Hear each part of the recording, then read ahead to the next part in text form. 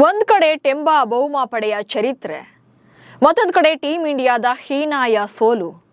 7ನೇ test ಪಂದ್ಯವನ್ನು ಕೂಡ south Africa ಗೆದ್ದು ಭಾರತವನ್ನ ಕ್ಲೀನ್ ಸ್ವೀಪ್ ಮಾಡಿದೆ, ಅದು ಕೂಡ ಭಾರತದಲ್ಲೇ. 1999ರ ಬಳಿಕ ಸೌತ್ ಆಫ್ರಿಕಾ ಒಮ್ಮೆ ಕೂಡ ಭಾರತದಲ್ಲಿ ಟೆಸ್ಟ್ ಸರಣಿಯನ್ನ ಗೆದ್ದಿದ್ದೇ ಇರಲಿಲ್ಲ. ಆದರೆ ಈ ಸಲ ಟೀಮ್ ಇಂಡಿಯಾವನ್ನ ಬಗ್ಗು ಬಡಿದು ಇತಿಹಾಸವನ್ನೇ ನಿರ್ಮಿಸಿದೆ.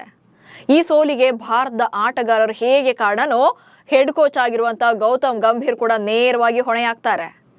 ಇಲ್ಲದೇ ಇರುವಂತ ಎಕ್ಸ್ಪೆರಿಮೆಂಟ್ಗಳನ್ನ ಮಾಡಿ ಟೀಮ್ ಇಂಡಿಯಾಗೆ ಒಂದು ಗತಿ ಕಾಣಿಸಿ ಬಿಟ್ಟಿದ್ದಾರೆ. ಅದರಲ್ಲೂ ನೈಟ್ ವಾಚ್ ಕಾನ್ಸೆಪ್ಟ್ ಬೇಕೇ ಇರಲಿಲ್ಲ. ಮಾಡರ್ನ್ ಕ್ರಿಕೆಟ್ ನಲ್ಲಿ ಓಲ್ಡ್ ಸ್ಟ್ರಾಟಜಿಯನ್ನು ಅಪ್ಲೈ ಮಾಡಿ ಅದು ಹೇಗೆ ಗಂಭೀರ್ಗೆ ರಿವರ್ಸ್ ಹೊಡಿತು ಅನ್ನೋದನ್ನ ಈ ವಿಡಿಯೋದಲ್ಲಿ ಹೇಳ್ತೇನೆ. ನಾನು ಶಾಂತ. ನೀವು ಸುದ್ದಿಯಾನದ ಸಬ್ಸ್ಕ್ರೈಬರ್ ಆಗೋದಿಕ್ಕೆ ಮರಿಬೇಡಿ.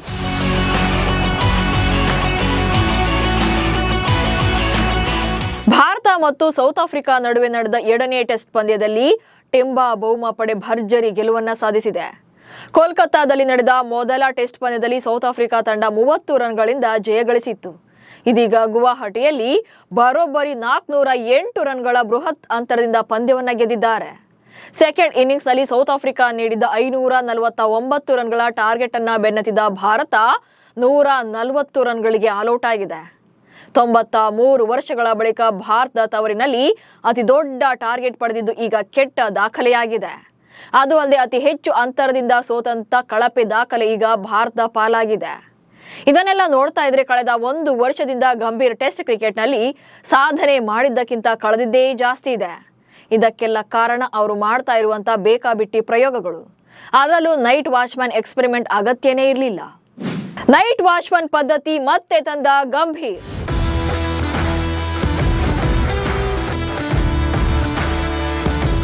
ಗೌತಮ್ ಗಂಭೀರ್ ಅವ್ರಿಗೆ ಮೇನ್ ಸಮಸ್ಯೆ ಆಗ್ತಾ ಇರೋದೇ ಅವರು ಮಾಡರ್ನ್ ಕ್ರಿಕೆಟ್ನ ಸರಿಯಾಗಿ ಅರ್ಥ ಮಾಡ್ಕೊಳ್ಳದೆ ಇರೋದು.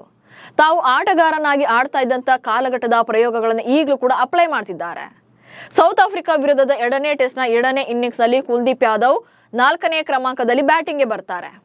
ಇದರ ಉದ್ದೇಶ ಕುಲ್ದೀಪ್ ಬಿಗ್ ಸ್ಕೋರ್ ಮಾಡ್ಲಿ ಅಂತ ಅಲ್ಲ, ಟಾಪ್ ಆರ್ಡರ್ ಬ್ಯಾಟರ್ಗಳ ವಿಕೆಟ್ ಬೀಳ್ಬಾರ್ದು ಅನ್ನೋ ಕಾರಣಕ್ಕೆ. ಅಂದ್ರೆ ದಿನದ ಮುಕ್ತಾಯದ ವೇಳೆಗೆ ಕುಲ್ದೀಪ್ ಯಾದವ್ ವಿಕೆಟ್ ಅನ್ನ ಉಳಿಸ್ಕೊಂಡು ಮರುದಿನ ಬೆಳಗ್ಗೆ ಬ್ಯಾಟಿಂಗ್ ಅನ್ನ ಮಾಡಬೇಕಾಗಿತ್ತು. ರನ್ಸ್ ಬಂದಿಲ್ಲ ಅಂದ್ರೂ ಆರಂಭದಲ್ಲೇ ಮೇನ್ ವಿಕೆಟ್ ಬೀಳದಂತೆ ತಡೆಯೋದು ನೈಟ್ ವಾಚ್ಮನ್ ನ ಉದ್ದೇಶ ಆಗಿತ್ತು. ಲಾಸ್ಟ್ ಇಂಗ್ಲೆಂಡ್ ಸೀರೀಸ್ ನಲ್ಲೂ ಕೂಡ ಕೊನೆ ಮ್ಯಾಚ್ ಅಲ್ಲಿ ಇದೇ ಪ್ರಯೋಗ ನಡೆದಿತ್ತು. ಆಕಾಶ್ ದೀಪ್ ನೈಟ್ ವಾಚ್ಮನ್ ಆಗಿ 4ನೇ ಸ್ಲಾಟ್ ನಲ್ಲಿ ಕಣಕ್ಕಿಳಿದಿದ್ರು. ಹಾಗೆ ಆ ಪಂದ್ಯದಲ್ಲಿ 66 ರನ್ಗಳನ್ನು ಕೂಡ ಬಾರಿಸಿದ್ರು. ಮಾಡರ್ನ್ ಕ್ರಿಕೆಟ್ ನಲ್ಲಿ ಹಳೆ ಪ್ರಯೋಗ ಬೇಕಿಲ್ಲ. 1990ರ ಕಾಲಘಟ್ಟದ ಕ್ರಿಕೆಟ್ ನಲ್ಲಿ ಇದ್ದಂತ ಈ ನೈಟ್ ವಾಚ್ಮನ್ ಕಾನ್ಸೆಪ್ಟ್ ಈಗಲೂ ಕೂಡ ಅಜಗಜಾಂತರ ವ್ಯತ್ಯಾಸ ಇದೆ. ಅಂದ್ರೆ ಈಗಿನ ಕ್ರಿಕೆಟ್ಗೂ ಆಗಿನ ಕ್ರಿಕೆಟ್ಗೂ. ರಾಹುಲ್ ದ್ರಾವಿಡ್ ಅವರ ಟೆಸ್ಟ್ ಕ್ಯಾಪ್ಟನ್ ಆಗಿದ್ದಾಗ ಈ ಯಾವ ಕಾನ್ಸೆಪ್ಟ್ ಕೂಡ ಇರಲೇ ಇಲ್ಲ. ಒನ್ ಮ್ಯಾನ್ ಶೋ ತರ ನಿಂತು ಪಂದ್ಯಗಳನ್ನ ಗೆಲ್ಲಿಸುವಂತ ತಾಕತ್ತು ಅವರಲ್ಲಿತ್ತು. ಹಾಗಾಗಿ ಯಾವ ಎಕ್ಸ್ಪೆರಿಮೆಂಟ್ಗಳು ಕೂಡ ಮಾಡ್ತಾ ಇರಲಿಲ್ಲ. ಅದು ಅಲ್ಲದೆ ಈಗಿನ ಕ್ರಿಕೆಟ್ಗೆ ಈ ನೈಟ್ ವಾಚ್ಮ್ಯಾನ್ ಆಗುವಂತ ಅಗತ್ಯ ಕೂಡ ಇಲ್ಲ. ಯಾಕಂದ್ರೆ ಮೊದಲಿಗೆ ಏನಿದು ಕಾನ್ಸೆಪ್ಟ್ ಅನ್ನೋದನ್ನ ಫಸ್ಟ್ ಹೇಳಿಬಿಡ್ತೇನೆ, ನಂತರ ಇದರ ಉದ್ದೇಶ ಏನು ಅನ್ನೋದನ್ನ ನೋಡ್ತಾ ಹೋಗೋಣ.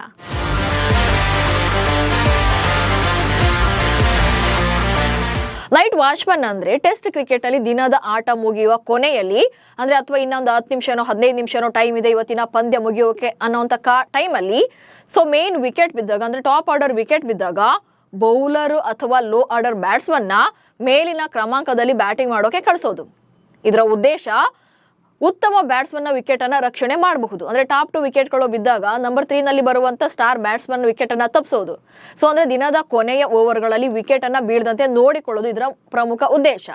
ಹೀಗೆ ಮಾಡೋದ್ರಿಂದ ಮರುದಿನ ಆಟದ ಆರಂಭದಲ್ಲಿ ಅಗ್ರೆಸಿವ್ ಮೋಡ್ ನಲ್ಲಿ ಬರುವಂತ ಎದುರಾಳಿ ಬೌಲರ್ಗಳಿಂದ ಟಾಪ್ ಆರ್ಡರ್ ಬ್ಯಾಟರ್ಗಳನ್ನ ರಕ್ಷಣೆ ಮಾಡೋದು ಇದರ ಅಜೆಂಡಾ. ಇನ್ನು ಈ ನೈಟ್ ವಾಚ್ಮನ್ ನ ಜವಾಬ್ದಾರಿ ಏನಂತ ನೋಡ್ತಾ ಹೋಗೋಣ. ದಿನದ ಕೊನೆಯಲ್ಲಿ ಬೆಳಕು ಕಡಿಮೆ ಇರುತ್ತೆ, ಬೌಲರ್ಗಳು ಸ್ಟ್ರಾಂಗ್ ಇರ್ತಾರೆ. ಸೊ ಟೆಸ್ಟ್ ಮ್ಯಾಚ್ ಮುಗಿಯುತ್ತಾ ಬರುವಾಗ ಟೈಮಲ್ಲಿ ಸ್ವಲ್ಪ ಬೆಳಕು ಕಡಿಮೆ ಆಗ್ತಾ ಇರುತ್ತೆ. ಆ ಟೈಮಲ್ಲಿ ಬೌಲರ್ಗಳು ತೀಕ್ಷ್ಣವಾಗಿ ಬೌಲಿಂಗ್ ಅನ್ನು ಮಾಡ್ತಾ ಇರ್ತಾರೆ.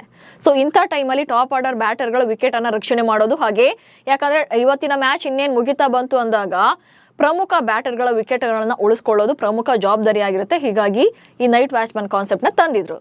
ಅಂಡ್ ವಿಕೆಟ್ ಅನ್ನ ಬೀಳೋದನ್ನ ತಪ್ಪಿಸೋಕೆ ಕ್ರೀಸ್ ನಲ್ಲಿ ನಿಂತು ಡಿಫೆನ್ಸಿವ್ ಆಗಿ ಬ್ಯಾಟಿಂಗ್ ಮಾಡಬೇಕು ಈ ಕ್ಯಾಟಗರಿಯಲ್ಲಿ ಬಂದಂತ ಬ್ಯಾಟರ್ಗಳು. ಯಾಕಂದ್ರೆ ಅವರು ಪ್ಯೂರ್ ಬ್ಯಾಟರ್ಗಳಾಗಿರೋದಿಲ್ಲ, ಆಲ್ರೌಂಡರ್ ಅಥವಾ ಬೌಲರ್ಗಳಿಗೆ ಈ ಸ್ಲಾಟ್ ನಲ್ಲಿ ಬಂದಾಗ ಅವರಿಂದ ರನ್ಸ್ ಏನು ನಿರೀಕ್ಷೆ ಮಾಡೋದಿಲ್ಲ. ಅವರ ಜವಾಬ್ದಾರಿ ಏನಂದ್ರೆ ರನ್ಸ್ ಬರದೇ ಇದ್ರು ನೋವರಿ, ಬಟ್ ವಿಕೆಟ್ ಬೀಳೋದನ್ನ ತಪ್ಪಿಸಬೇಕು. ಕ್ರೀಸ್ ನಲ್ಲಿ ಡಿಫೆನ್ಸಿವ್ ಆಗಿ ಬ್ಯಾಟಿಂಗ್ ಅನ್ನ ಮಾಡಬೇಕು, ತಮ್ಮ ವಿಕೆಟ್ ಅನ್ನ ಉಳಿಸ್ಕೊಳ್ಬೇಕು. ಸೊ ಮರುದಿನ ಬೆಳಗ್ಗೆ ಉತ್ತಮ ಫಾರ್ಮ್ ನಲ್ಲಿ ಇರುವಂತಹ ಬ್ಯಾಟ್ಸ್ಮನ್ ಗೆ ಅವಕಾಶ ಸಿಗುತ್ತೆ. ಸೊ ಮರುದಿನ ಏನಾಗುತ್ತೆ, ಈ ನೈಟ್ ವಾಚ್ಮನ್ ಕಾನ್ಸೆಪ್ಟ್ನಲ್ಲಿ ಬಂದಂಥ ಆಟಗಾರ ಮರುದಿನ ಬೆಳಗ್ಗೆ ಬಂದು 1 ಅಥವಾ 2 ಓವರ್ಗಳನ್ನು ಕೂಡ ಆಡಿದಾಗ ಅಟ್ಲೀಸ್ಟ್ ನೆಕ್ಸ್ಟ್ ಬರುವಂಥ ಟಾಪ್ ಆರ್ಡರ್ ಬ್ಯಾಟರ್ಗೆ ಸ್ವಲ್ಪ ರಿಲ್ಯಾಕ್ಸೇಷನ್ ಇರುತ್ತೆ. ಸೊ ಆ ಟೈಮಲ್ಲಿ ಅವರು ಅದ್ಭುತವಾಗಿ ಬ್ಯಾಟಿಂಗನ್ನು ಕಂಟಿನ್ಯೂ ಮಾಡ್ತಾರೆ ಅನ್ನುವಂಥ ಉದ್ದೇಶ ಇರುತ್ತೆ. ಆ್ಯಂಡ್ ನೈಟ್ ವಾಚ್ಮನ್ನ ಮುಖ್ಯ ಕೆಲಸ ಅನ್ನೋದ್ರೆ ವಿಕೆಟನ್ನು ಕಳ್ಕೊಳ್ಳದೆ ಇರೋದು. ಸೊ ಸಮ್ಟೈಮ್ಸ್ ಈ ಫಾರ್ಮುಲಾ ವರ್ಕೌಟ್ ಆಗುತ್ತೆ. ನೈಟ್ ವಾಚ್ಮನ್ ಆಗಿ ಬಂದವರೇ ಶತಕ ಸಿಡಿಸಿದಂಥ ನಿದರ್ಶನಗಳು ಕೂಡ ಈ ಹಿಂದಿನ ಪಂದ್ಯಗಳಲ್ಲಿವೆ. ಆದರೆ ಈಗ ಈ ಟೆಕ್ನಿಕ್ ವರ್ಕ್ ಆಗ್ತಾ ಇಲ್ಲ. ಯಾಕಂದರೆ ಮೊದಲೆಲ್ಲ ಪಂದ್ಯಗಳು ತೀರಾ ಸ್ಲೋ ಆಗಿ ಆಡ್ತಾ ಇದ್ರು.